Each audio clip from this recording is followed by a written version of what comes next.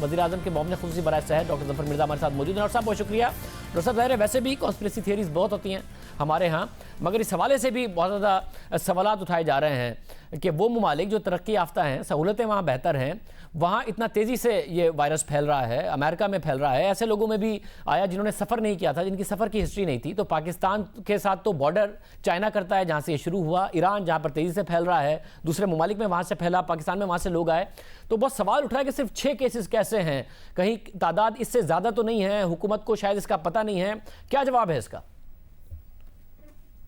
मैं एक तो आपके सवाल के जवाब में आपके लिए और आपके नाजरीन के लिए एक दफ़ा फिर बहुत यकीन के साथ आपको पूरी ज़िम्मेदारी के साथ बताता हूँ कि पाकिस्तान में इस वक्त 6 केसेस हैं और इसके अलावा कोई कंफर्म्ड केस नहीं है।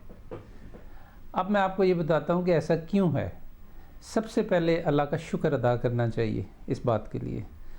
दूसरे ये कि थोड़ी बहुत हमने इस दफ़ा बर वक्त मुनासिब इक़दामात करके कुछ कोशिश की है।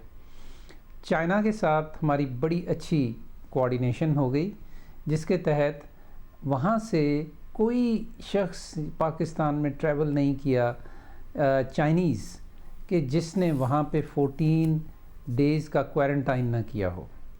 तो चाइना से तो हम बहुत ज़्यादा महफूज हो गए इस सिलसिले में।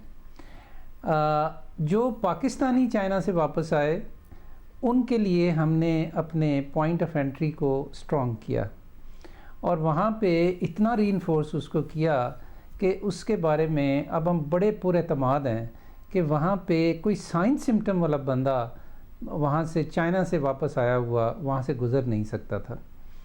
मैं ये नहीं कहता कि 100% वो परफेक्ट है, लेकिन वो 98% ज़रूर है।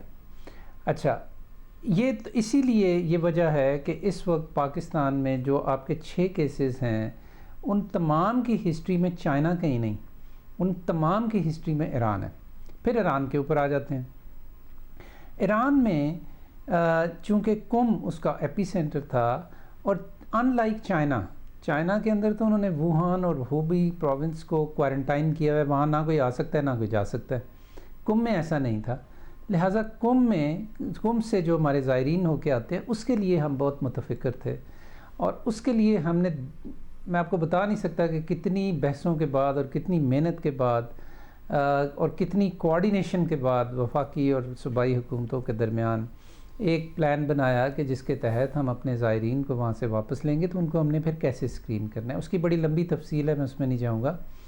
लेकिन इसके बावजूद लीकेज हुई और इसीलिए हमारे पास 6 केसेस हैं और 6 के 6 केसेस में ईरान का कॉमन डिनोमिनेटर है। अच्छा, इसके अलावा हमें ये भी पता लगा कि कुछ लोग इससे पहले वापस आ चुके थे और सोसाइटी में घुल मिल चुके थे। मेरा ख़्याल है कि पाकिस्तान की तारीख़ में पहली दफ़ा कोई 7-8 हज़ार लोगों के दरमियान ऐसे लोग थे जो कि ईरान से वापस आए हुए थे और उस वक्त तो आउटब्रेक हो चुका था और हमने उस वक्त तक स्क्रीनिंग शुरू नहीं की थी। आपको यकीन नहीं आएगा इस बात के ऊपर कि किस तरह हमने उनको ट्रेस किया और उनको यानी तमाम, मैं इसका सारा क्रेडिट सूबाई हुकूमतों को देता हूँ, कुछ थोड़ी बहुत हमारा भी उसमें कंट्रीब्यूशन है।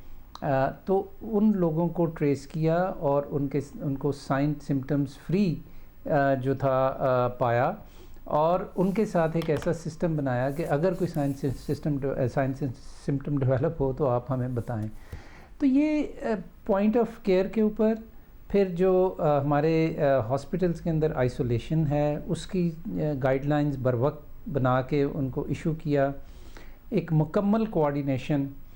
मैं ये नहीं कह रहा कि वो आवर सिस्टम इज़ परफेक्ट, लेकिन मैं ये ज़रूर कह सकता हूँ कि बर वक्त सिंपल इक़दामात लेकिन प्रॉपरली इम्प्लीमेंट करवा पाए हम एक हद तक, जिसका नतीजा ये है कि अल्लाह के शुक्र अदा करना चाहिए कि हमारे पास उस तरह का आउटब्रेक बहरहाल नहीं हुआ जिस तरह का हमारे दोनों अतराफ़ में चाइना और ईरान के अंदर हुआ है। और इंडिया के बारे में भी कहा जा रहा है कि वहाँ पे केसेस ज़्यादा हैं, अब तो शायद उन्होंने एक्सेप्ट भी करना शुरू कर दिया है। मतलब जो दूसरा कंसर्न है वो ये है, और जो दुनिया भर में है, कि ये एक बहुत तेज़ी से फैलेगा और इसका अभी भी बहुत ज़्यादा चांस मौजूद है। और ज़ाहिर जो लोग मुतासिर हुए थे उसमें से एक बहुत बड़ी तादाद जो सेहतियाब भी हो गई है। अमेरिकी सदर डोनाल्ड ट्रंप ने इसको शुरू में डाउन प्ले किया, वो इसको अहमियत नहीं दे रहे थे, और उसके बाद है कि जो अमेरिका की मईशत है और जो ख़ुद एक पॉलिटिकल कैपिटल है उसकी कॉस्ट पे करनी पड़ सकती है डोनाल्ड ट्रंप को, क्योंकि उन्होंने शुरू में इस बात को संजीदा नहीं लिया। आप समझते हैं कि इस वक्त अंडर कंट्रोल है? आप कह रहे हैं बिल्कुल पाकिस्तानियों को यकीन करना चाहिए कि अच्छी खबर पाकिस्तान में भी आ सकती है, 6 ही लोग हैं और इस तरीके से इसको कंट्रोल किया गया है। मुस्तकबिल की भी आप यकीन दहानी करा सकते हैं कि हमारे यहाँ ऐसे इंतजामात हैं कि ये फैलेगा नहीं और ये नंबर्स कंट्रोल में ही रहेंगे और खुदा न खास्ता कोई खतरनाक सूरत हाल नहीं होगी जिसके कंसर्न दुनिया भर में पाए जाते हैं। देखिए जी, बात यह है अब तक हमारी स्ट्रेटजी काम कर रही है, कल का पता नहीं। इसकी ट्रांसमिसिबिलिटी जो है वो बहुत हाई है और अच्छे अच्छे सिस्टम्स के अंदर भी ये आउटब्रेक हो गया है। आप देखें इटली के अंदर, साउथ कोरिया के अंदर। मैं कोई बिल्कुल ये क्लेम नहीं कर रहा कि हमारे आने वाले दिन किस तरह के होंगे।